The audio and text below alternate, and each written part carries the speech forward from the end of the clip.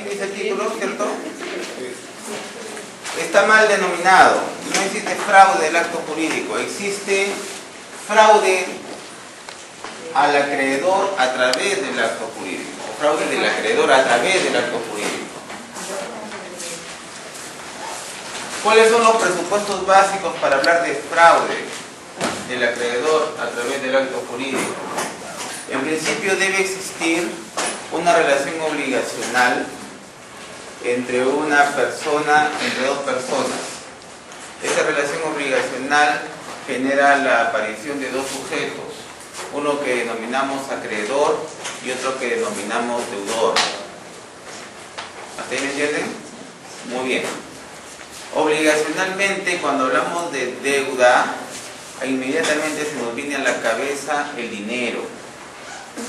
Y creemos y hemos hecho sinónimo de pagar como únicamente el acto de entregar ciertas sumas de dinero a la cual nos hemos comprometido. Por ejemplo, con tu nombre. Yani. Por ejemplo, con Yani, supuestamente o exclusivamente ella me paga 500 soles, que es la suma de dinero que ella me debe, como consecuencia de un préstamo en dinero, o sea, un mutuo dinerario. Pero el término pagar no se circunscribe al dinero. Pagar es cumplir con la prestación a la cual estoy obligado. Obligacionalmente, una vez que hemos celebrado el acto jurídico, el contrato, el negocio, las partes quedamos enganchados unos con otros a través de una serie de conductas. Esas conductas son de dar, de hacer o de no hacer. Entonces, ¿cómo es que pagamos? Pagamos cumpliendo con la prestación a la cual nos hemos comprometido. Que en la inmensa mayoría de los casos sea normalmente la entrega de dinero, la entrega de un bien, ese es un tema distinto a entender o a suponer de que solamente el pago se circunscribe a entregar una suma de dinero. Si soy pintor y me contratas para hacer un cuadro, pago entregándote finalmente el cuadro. Si soy abogado y me pagas por defenderte en un proceso judicial, pago hasta la culminación de ese proceso, independientemente que se gane o se pierda, presentando los escritos, los alegatos y asesorándote en lo que corresponda. Así estoy pagando. La otra parte también paga. O sea, cuando hablamos de acreedor y deudor, normalmente son comportamientos que se intercambian. En realidad, normalmente, ambas partes son acreedores y deudores de la otra parte. Lo que es mi acreencia es la deuda del otro. Sino que en un determinado momento le tomamos una fotografía y nos quedamos inmóviles y decimos acreedor y deudor. ¿Por qué? Porque en ese ida y vuelta donde yo desarrollo un comportamiento y tú tienes que desarrollar otro, en ese ida y vuelta de pronto al que le toca desarrollar su comportamiento, plum, de pronto se planta y no lo hace. ¿Sí me estoy dejando de entender? Y en esas circunstancias la película se detiene en una imagen. Entonces, yo estoy obligado a realizar cierta conducta y resulta de que no la hago. Entonces, en ese momento se detiene la película y queda la imagen fija donde yo aparezco en ese momento como el deudor. Y la otra persona aparece como el acreedor. Porque la película, por alguna razón, se detuvo y nos quedamos con una imagen. Eso quiero que lo entiendan.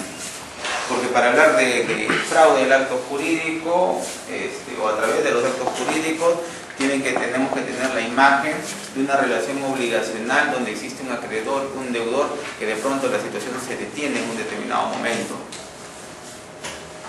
¿no?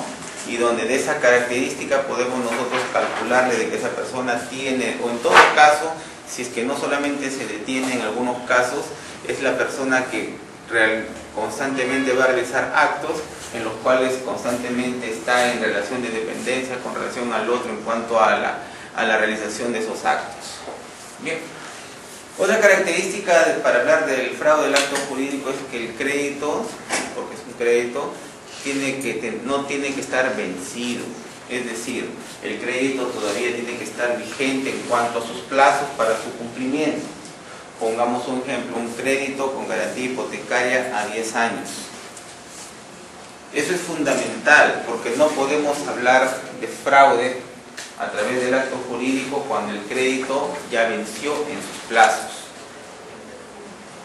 El crédito tiene que estar vigente, ya lo vamos a ver con más detalle. Entonces, ¿qué sucede aquí? Lo que sucede es algo muy interesante. En una relación obligacional, comúnmente dinero, ¿no? Existe la figura del deudor y la figura del acreedor. Entonces, tú estás obligado a cancelarme mensualmente por los próximos 5 años la suma de 1000 soles mensuales.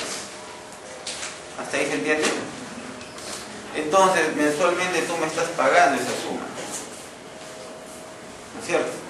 Yo soy tu acreedor y tú eres mi deudor y tú constantemente, mensualmente, periódicamente, estás realizando esas conductas, esas prestaciones que consisten en que me des cada cierto tiempo, mensualmente, esa suma de 1000 soles mensuales. ¿Hasta ahí se entiende?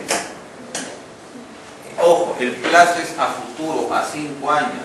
Recién estamos por el cuarto, el quinto mes del primer año. Sigues pagando. ¿Van captando la idea? De pronto, yo me entero, como acreedor, me entero que tú realizas una conducta denominada impropia, ya sea dolosa o negligente, consistente en ¿qué? En que te desprendes de tu patrimonio, ¿ya?, a título oneroso o gratuito a favor de terceros.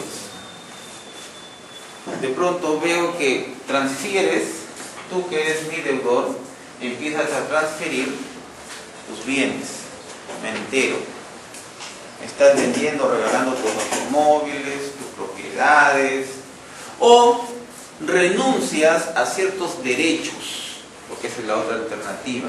Hay derechos a los cuales tú tienes acceso, por ejemplo, eres heredero de una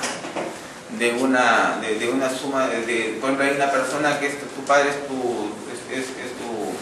tu causante y de pronto te deja una legítima, o sea, una parte de una herencia que te corresponde, y de pronto me entero de que tú renuncias a eso. De pronto renuncio de que un familiar tuyo te ha dado en donación un acto de liberalidad de una suma de dinero, un conjunto de bienes, y me entero que renuncias a eso. O sea, los actos impropios, así denominados, pueden ser realizados por el deudor a favor de terceros, consistente en la transferencia de sus bienes o de la renuncia y transferencia de sus derechos a favor de terceros, lo cual me hace pensar razonablemente a mí que el crédito que tengo vigente y que tú me estás pagando, ¿sí? ¿Captan la idea o no captan la idea? Que tú me estás pagando, una de dos, puede dificultarse, o sea, puede ponerse en peligro su cancelación, o puede generar finalmente que este no se cumpla.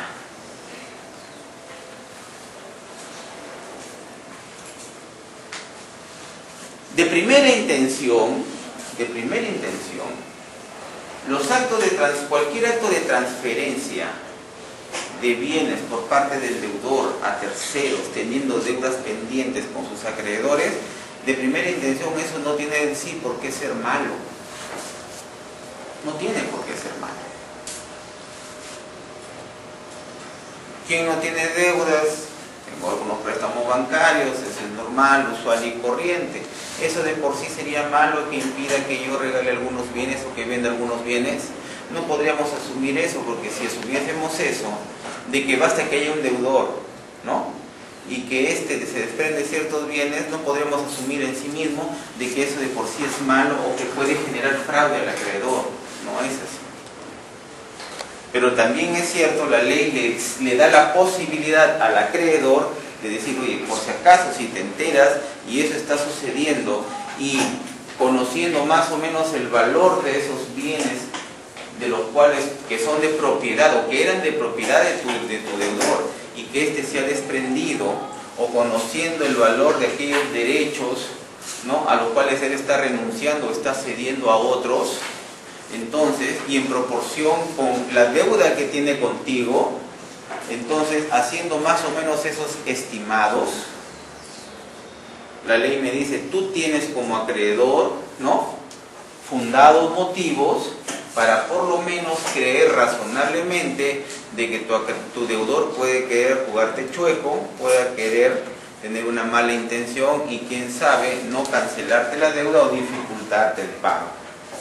En esas circunstancias y en ese escenario aparece la figura del fraude, del acto jurídico, errónea denominación, sino aparece la figura del fraude a los acreedores a través de los actos jurídicos por parte del deudor, quien, como ya hemos dicho, está siempre vinculado, el deudor que está siempre vinculado con su acreedor a través de la prestación o conductas a los cuales se ha obligado. En el ejemplo, ¿cuál es la conducta? Pagar periódicamente una determinada suma de dinero. Entonces yo me entero que este pata, mi deudor, está pues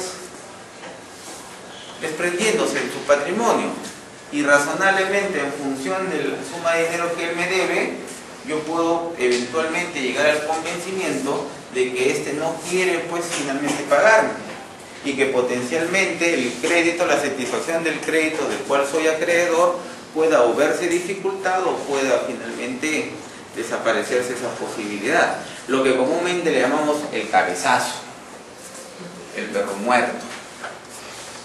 Entonces esta figura está orientada a evitar eso, a darle un mecanismo de protección al acreedor, ¿no?, en tanto razonablemente él pueda asumir de que estos actos de desprendimiento a título oneroso o gratuito que hace el deudor de su patrimonio puedan potencialmente ser conductas impropias, dolosas o negligentes. Pero repito, de por sí, en sí mismo, el hecho de que cualquier persona se desprenda de su patrimonio a través de negocios jurídicos a título oneroso o gratuito, y el hecho de que al mismo tiempo tenga créditos pendientes, no quiere decir en sí mismo de que ello de por sí sea malo. ¿Sí me dejo entender? O que de por sí eso pueda significar algo, ¿no?, turbio o algo que pueda necesariamente poner en peligro el crédito. Porque yo puedo tener un patrimonio de millones de dólares y por ahí saco un préstamo de $10.000. ¿Cuál es el problema? ¿Habrá algún problema, inconveniente? No hay ningún problema inconveniente de que pueda desprenderme algún bien. Sin embargo, en esas circunstancias, ¿qué pasa? Respecto de las acciones, porque ya transfirió, ¿de acuerdo? Ha transferido. ¿Qué es lo que solicita? ¿Cuál es el mecanismo de esta acción que denominamos acción pauliana? ¿Por qué? Porque fue un pretor, Paulo, en Roma, quien diseñó este mecanismo en favor del acreedor. Esta denominada acción pauliana, mal llamada acción revocatoria, lo que busca es que se declaren respecto del acreedor estos actos de transferencia a favor del tercero sean declarados ineficaces respecto de él. No que regresen estos bienes a él, sino que se declaren respecto de él estos actos como ineficaces, solamente respecto del acreedor. ¿Sí está claro? Con la finalidad de que potencialmente, si es que él deja de pagar, respecto de él y solamente respecto de él, estos bienes que ya fueron transferidos se entiendan como que siguen estando en poder de ¿quién? Del deudor, y por lo tanto él pueda iniciar las acciones de persecución sobre esos bienes con la finalidad de que salgan a la venta y a través de esa venta potencialmente hacerse cobro del crédito.